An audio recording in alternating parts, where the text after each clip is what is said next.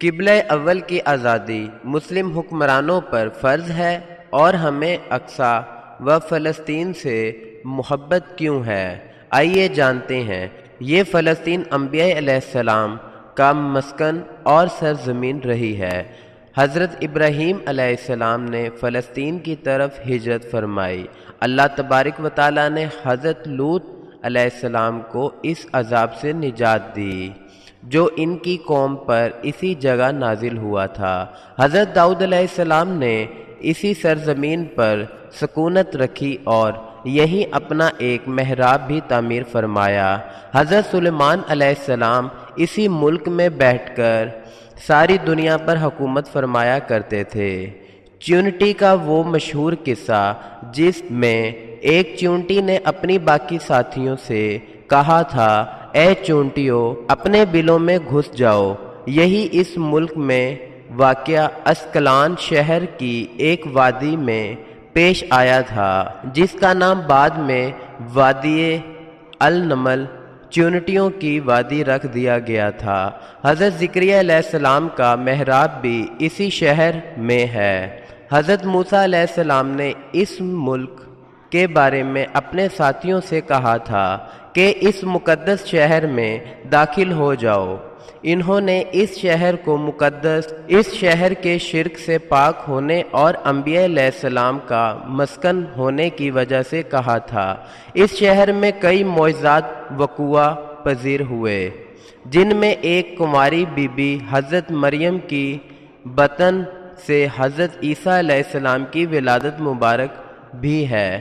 حضرت عیسیٰ علیہ السلام کو جب ان کی قوم نے قتل کرنا چاہا تو اللہ تبارک و تعالیٰ نے انہیں اس شہر سے آسمان پر اٹھا لیا تھا۔ ولادت کے بعد جب عورت اپنی جسمانی کمزوری کی انتہا پر ہوتی ہے، اسی حالت میں بی بی مریم کا کھجور کے تنے کو ہلا دینا بھی ایک معجزہ الہی ہے۔ قیامت کی علامات میں سے ایک حضرت عیسیٰ علیہ السلام کا زمین پر واپس تشریف اس شہر کے مقام سفید مینار کے پاس ہوگا۔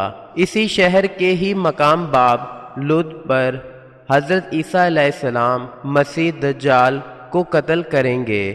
فلسطین ہی ارض محشر ہے۔ اسی شہر سے ہی یاجوج و ماجوج کا زمین میں قتال اور فساد کا کام شروع ہوگا۔ اس شہر میں واقعہ پذیر ہوئے والے قصوں میں سے ایک قصہ طالوت اور جالوت کا بھی ہے۔ حضور اکرم صلی اللہ علیہ وسلم معراج کی رات آسمان پر لے جانے سے پہلے مکہ مکرمہ سے یہاں بیت المقدس فلسطین لائے گئے۔ سرکار دو عالم صلی اللہ علیہ وآلہ وسلم کی اقتداء میں انبیاء علیہ السلام نے یہاں نماز ادا فرمائی۔